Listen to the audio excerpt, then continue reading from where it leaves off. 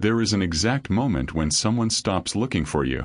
And strangely enough, it is at that very moment that they begin thinking about you more than ever before.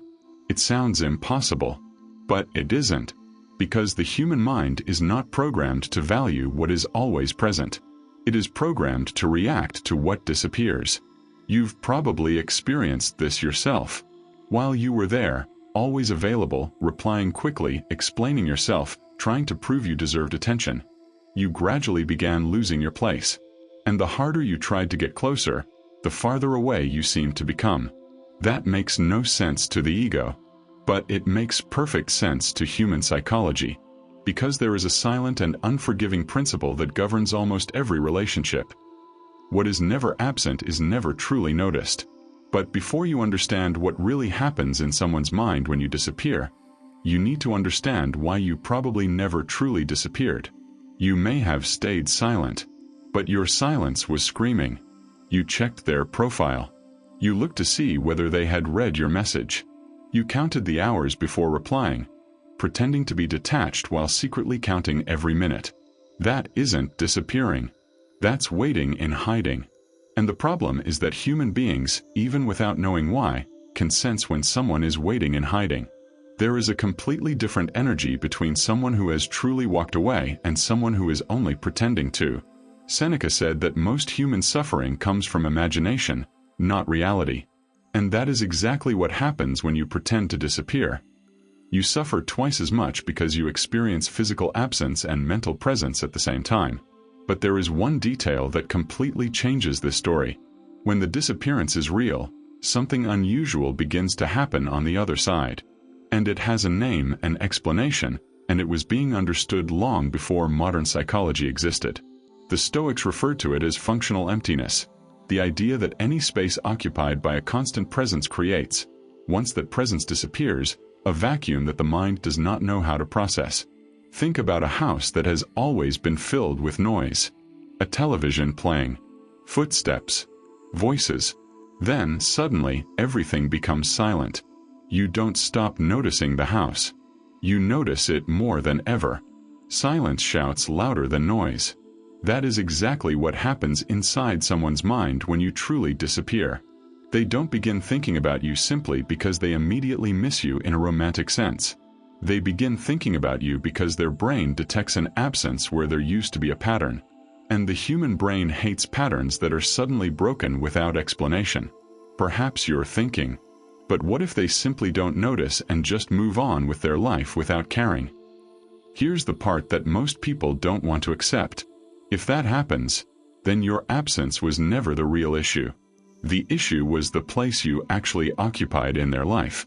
And no amount of silence can create importance where there was never any real depth. But in the vast majority of relationships that involved genuine exchange, genuine connection, and genuine intimacy, disappearing produces what Epictetus would describe as the revelation of dependence. Because while you are always around, they never have to confront how much they rely on your presence. The human mind only measures the value of something once that something is no longer guaranteed. And this is where most people fail. Frightened by their own silence, they come back too soon. They send a message saying, "I just wanted to see how you're doing." And within seconds they destroy the process that was quietly unfolding inside the other person's mind. There is an invisible mistake that almost everyone makes after disappearing for a few days. They mistake the absence of a response for the failure of the strategy, and they return out of impatience. But silence does not work at the speed of your anxiety. It works at the speed of the human mind processing the absence of a familiar pattern. Marcus Aurelius wrote that everything in existence is constantly changing in one way or another, and that resisting this change is the source of almost all suffering. When you accept your own silence without trying to control the outcome, you stop suffering through the waiting. And, ironically, it is precisely that acceptance that allows silence to truly work. Because the energy of someone who is anxiously waiting is completely different from the energy of someone who has genuinely moved on. And they can feel that difference, even without exchanging a single word with you. Now let's talk about what actually happens, step by step, inside someone's mind when your absence becomes real. First comes surprise. They notice that you didn't send your usual message, didn't leave your usual comment, didn't reply as quickly as you always did. At that moment, there is no real concern yet. Only confusion. Then comes the checking. They look at your profile, perhaps almost automatically, without even admitting to themselves why.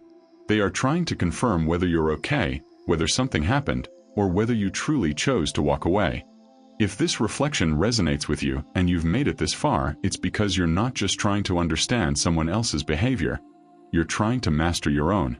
And that already sets you apart from most people who watch this kind of content out of passing curiosity. Subscribe to the channel to continue this journey, because the next part reveals the exact moment when your absence stops being merely unusual and becomes something much deeper. After the checking phase comes the third stage, the most important of all. The mind begins to fill the emptiness with questions. Why did he disappear? Did something happen? Did he meet someone else? Did he get tired of me? Did I do something wrong? And here is the part no one tells you. It doesn't matter which question their mind chooses to ask. What matters is that, for the first time in a long time, you have become the center of their thoughts without saying a single word. Because uncertainty is one of the most powerful psychological triggers that exists. The human brain cannot rest in the face of the unknown. It insists.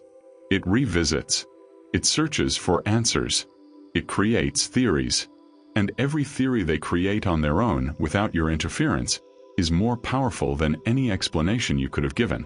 Seneca said that words persuade, but examples inspire. And your silence, when sustained with dignity, is the strongest example you can offer of your own worth. But there is something even more important that most people overlook in this process. Disappearing should never be done to provoke a reaction. If you disappear purely as a form of manipulation, anxiously waiting for the outcome, constantly checking whether it worked, you are doing exactly what Seneca warned against. You are surrendering your peace to an outcome that is not in your hands. True disappearance comes from somewhere else. It comes from the decision to stop putting yourself second. It comes from refusing to continue validating someone who never showed you the same effort in return. And it is precisely because it comes from that place that it works. Because there is no hidden anxiety behind it. There is only integrity. Epictetus taught that in every situation we should ask ourselves what is within our control and what is not. You cannot control whether they will miss you. You cannot control whether they will come back. You cannot control how long it will take them to process your absence. What you can control is your decision not to return too soon, not to check compulsively, and not to allow anxiety to destroy a process that only time can complete. And it is precisely that discipline, more than any technique or carefully crafted message, that separates those who truly transform from those who merely pretend they have disappeared. Now we arrive at the most uncomfortable part of this entire lesson, and also the most liberating.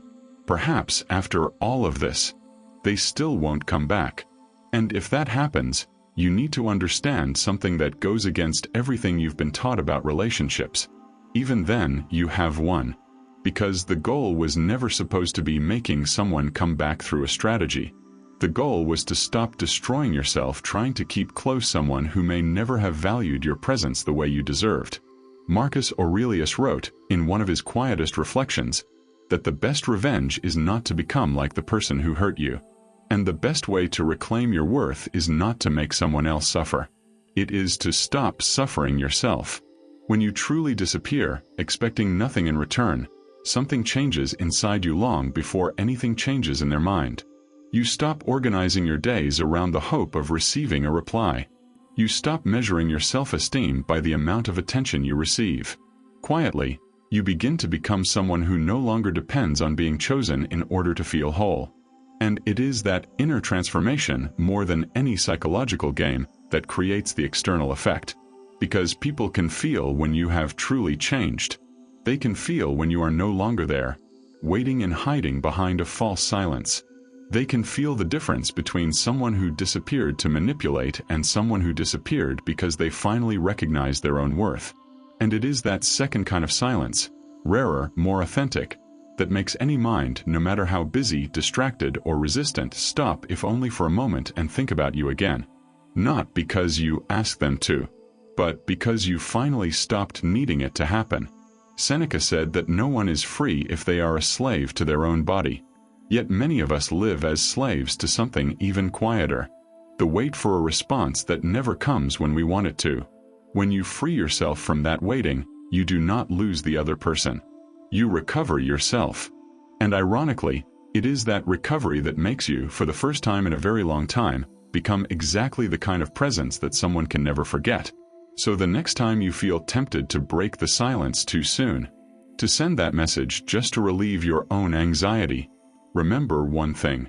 Your disappearance is not about making someone else suffer. It is about stopping your own suffering by no longer placing your peace in the hands of someone who never knew how to protect it. And it is precisely when you no longer need their mind to change that, more often than not, it finally does.